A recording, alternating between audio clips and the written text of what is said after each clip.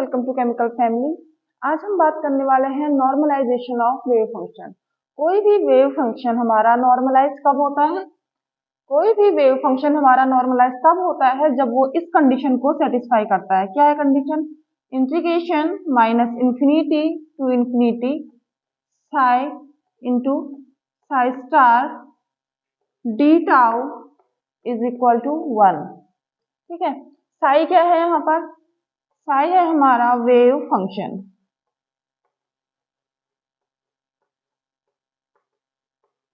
Sai star क्या है? Sai star है हमारा कॉम्प्लेक्स कॉन्जुगेट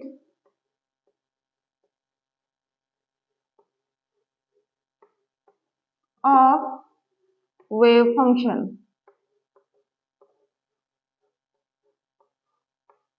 ठीक है, और डी टाउ है हमारा वॉल्यूम एलिमेंट। वॉल्यूम एलिमेंट, ठीक है।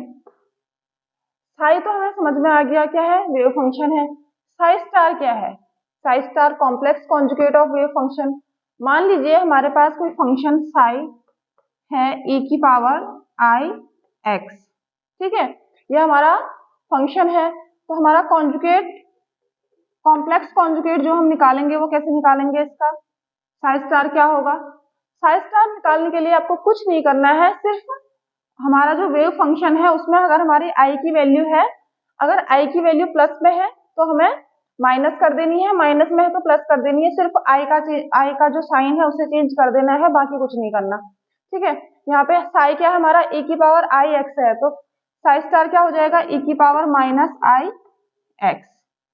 ठीक है, मान लीजिए कोई फंक्शन है हमारा साई साइन माइनस आई एक्स। ठीक है, ये हमारा फंक्शन है। तो साई स्टार क्या हो जाएगा? यहाँ पर माइनस आई है ना, साइन चेंज कर दीजिए, माइनस आई की जगह क्या हो जाएगा? प्लस आई हो जाएगा, साइन आई एक्स। ठीक है, तो ये क्या हो गया? हमारा कॉम्प्लेक्स कॉन्जुगेट हो गया। मान लीजिए हमारा जो फंक्शन है साई, वो है हमारा e की पावर एक्स स्क्वायर। ठीक है, तो इसका कॉम्प्लेक्स कॉन्जुगेट क्या हो जाएगा? साई स्टार क्या होगा? इसका साई स्टार होगा e की पावर एक्स स्क्वायर। क्यों? क्योंकि यहाँ पे आई नहीं है। अगर यहाँ पे आई होता तो यहाँ पे क्या हो जाता? माइनस आई हो जाता, लेकिन यहाँ पे आई नहीं है, तो जो भी फंक्शन है हमारा वही उसका कॉम्प्लेक्स कॉन्जुगेट भी होगा, जो साई होगा वही साई स्टार भी होगा। इतनी बात समझ में आई आप लोगों को? ठीक है, अब मान लीजिए हमारे पास कोई फंक्शन साई है जो कि नॉर्मलाइज नहीं है। ठीक है, हमारे पास कोई फंक्शन साई है जो कि नॉर्मलाइज नहीं है, तो अगर हमें इस फंक्शन साई को नॉर्मलाइज करना है तो हमें क्या करना पड़ेगा? किसी कांस्टेंट n से मल्टीप्लाई करना पड़ेगा इसको। ठीक है, ये कांस्टेंट n क्या है? यह है हमारा नॉर्मलाइजेशन कांस्टेंट। नॉर्मलाइजेशन कांस्टेंट, ठीक है। अगर हमारा कोई अननॉर्मलाइज्ड फंक्शन है, उसको हमने नॉर्मलाइज करना है, तो नॉर्मलाइज करने के लिए क्या करना पड़ेगा? किसी कांस्टेंट n से मल्टीप्लाई करना पड़ेगा, और इस कांस्टेंट n को हम क्या कहेंगे? नॉर्मलाइजेशन कांस्टेंट कहेंगे। ठीक है, अब हमें इस n की वैल्यू फाइंड आउट करनी है। ठीक है, तो n की वैल्यू फाइंड आउट करने के लिए हम क्या करेंगे? देखिए, हमको पता है कि किसी फंक्शन के नॉर्मलाइज होने के लिए उसने इस कंडीशन को सेटिस्फाई करना कंपलसरी होता है। Psi into psi star d tau is equal to 1, इतना हमें पता है। ठीक है, साई क्या है? अभी हमारा अननॉर्मलाइज्ड फंक्शन है। ठीक है, हम अगर इसको n से मल्टीप्लाई करेंगे तब ये नॉर्मलाइज्ड होगा। तो n साई क्या है? हमारा नॉर्मलाइज्ड वेव फंक्शन है। ठीक है, हमने वेव फंक्शन को n से मल्टीप्लाई करा, किसी नॉर्मलाइजेशन कांस्टेंट से मल्टीप्लाई किया, तो साई स्टार को भी क्या करेंगे? हम n से मल्टीप्लाई करेंगे। ठीक है, तो ये क्या हो गया हमारा?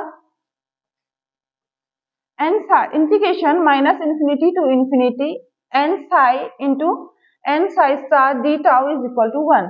माइनस इंफिनिटी टू इंफिनिटी का मतलब क्या है हमारा? माइनस इंफिनिटी टू इंफिनिटी का मतलब है ऑल स्पेस। आपको जितना भी दिया है स्पेस, वो स्पेस हमारा यहाँ पे इसकी लिमिट में आ जाएगा, चाहे वो 0 to L हो, 0 to पाई हो या 0 to 2 पाई हो, चाहे कुछ हो, ठीक है। जो भी हमको दी होगी लिमिट उसके अकॉर्डिंग हम यहाँ पे रख लेंगे। जरूरी नहीं है कि -इन्फिनिटी टू इन्फिनिटी ही हमने यहाँ पे रखना है, ठीक है। वो हमें जिस अकॉर्डिंग हमें सिस्टम दिया होगा उसके अकॉर्डिंग हम यहाँ पे लिमिट पुट कर सकते हैं, ठीक है।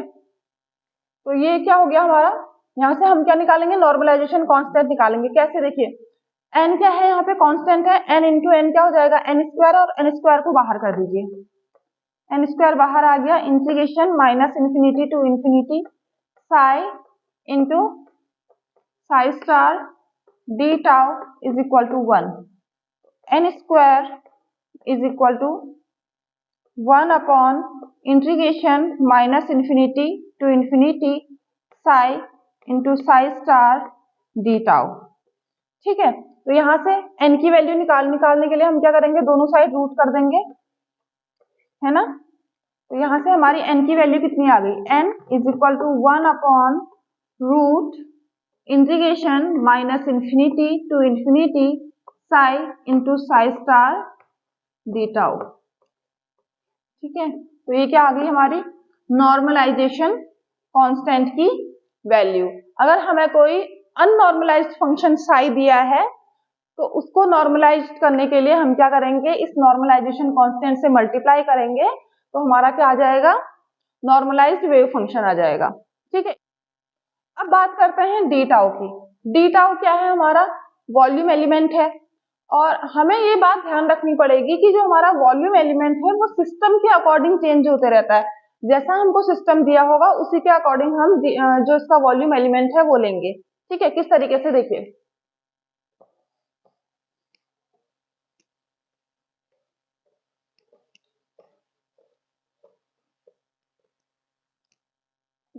अगर हमारा जो सिस्टम है वो पार्टिकल इन अ बॉक्स, ठीक है, अगर ये हमारा सिस्टम है या फिर SHO हमारा सिस्टम है, ठीक है, तो हमारा वॉल्यूम एलिमेंट क्या होगा, तो हमारा वॉल्यूम एलिमेंट डी टाउ होगा dx dy और dz, ठीक है। या तो dx होगा या dy होगा या dz होगा। ये कब होगा, फॉर 1D के केस में, ठीक है। 1D के केस में हमारा जो वॉल्यूम एलिमेंट है वो dx dy या dz होगा, और फॉर 2D के केस में हमारा जो वॉल्यूम एलिमेंट है वो होगा dx dy और dy dz और dx dz, ठीक है। 2D के केस में ये हमारा वॉल्यूम एलिमेंट होगा, और फॉर 3D के केस में हमारा जो वॉल्यूम एलिमेंट है वो होगा dx dy dz। इतनी बात समझ में आ गई आपको, ठीक है। पार्टिकल इन अ बॉक्स, या अगर हमारा SHO हमें सिस्टम दिया है तो उसके लिए जो हमारा वॉल्यूम एलिमेंट होगा वो इस तरीके से आएगा, 1D के लिए dx dy dz, 2D के लिए dx dy या फिर dy dz या फिर dx dz, ठीक है। और 3D के लिए जो हमारा वॉल्यूम एलिमेंट होगा वो dx dy dz, ठीक है। दूसरा सिस्टम आता है हमारा रिजिड रोटर।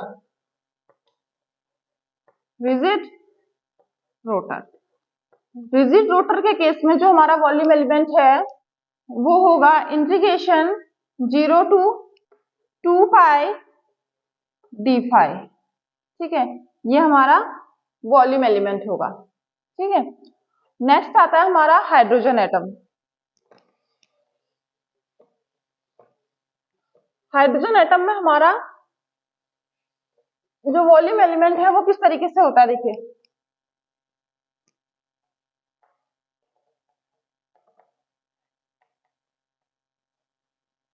हाइड्रोजन एटम में हमारे पास दो पार्ट्स होते हैं, एक होता है रेडियल पार्ट और दूसरा होता है एंगुलर पार्ट, ठीक है। हाइड्रोजन एटम के लिए जो हमारा वॉल्यूम एलिमेंट है वो किस तरीके से होगा, देखिए integration r equal to 0 to infinity r square dr integration theta equal to 0 to pi integration phi equal to 0 to 2 pi sine theta d theta d phi. ठीक है, यहाँ पर जो हमारा ये आर वाला पार्ट है ये होता है हमारा रेडियल पार्ट। ठीक है, और जो थीटा और फाई वाला पार्ट है हमारा ये होता है एंगुलर पार्ट। हाइड्रोजन एटम में हमारे पास दो पार्ट होते हैं, एक होता है रेडियल पार्ट और दूसरा होता है एंगुलर पार्ट। अगर हमें सिर्फ और सिर्फ रेडियल पार्ट दिया हो तो हम वॉल्यूम एलिमेंट किस तरीके से फाइंड कर सकते हैं, देखिए, for radial part only.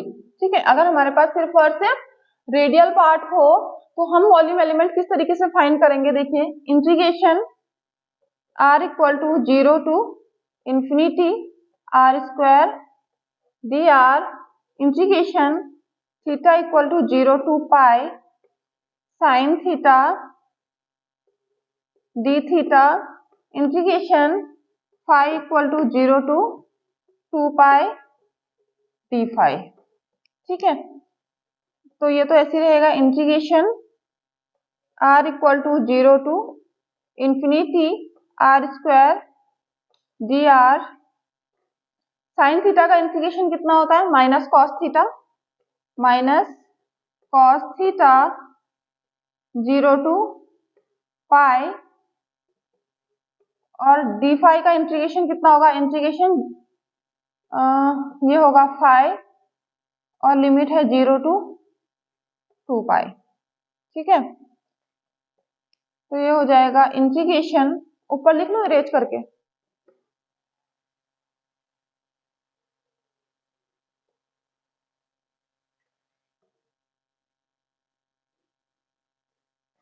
Integration r equal to 0 to infinity r square dr minus cos theta, इसमें हम लिमिट रखेंगे, पाई रखेंगे, पहले upper limit minus lower limit करेंगे, माइनस कॉस पाई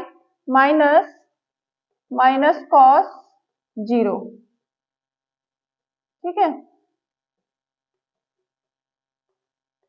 2 पाई माइनस 0, यहाँ पर भी हमने क्या रखी, लिमिट पुट कर दी 5 पे। ठीक है, अब देखिए आगे क्या होगा, integration r equal to 0 to infinity r square dr cos pi क्या होता है हमारा, कॉस पाई होता है -1, minus into -1, minus minus plus हो जाएगा, कॉस 0 होता है हमारा 1। ठीक है, और ये क्या, 2 pi, integration r equal to 0 to infinity r square dr minus minus plus हो गया, 1 प्लस 1 क्या हो गया, 2 इंटू 2 पाई। ठीक है, तो ये क्या हो गया हमारा 4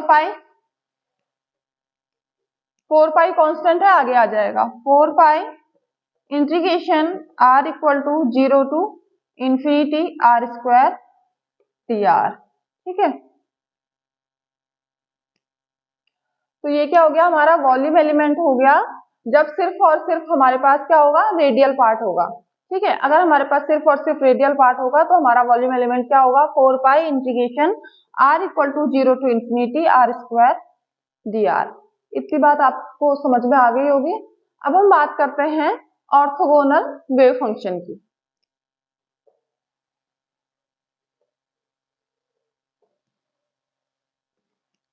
अभी हमने क्या देखा, हमने देखा नॉर्मलाइज्ड वेव फंक्शन। ठीक है, अब देखिए ऑर्थोगोनल वेव फंक्शन क्या होता है।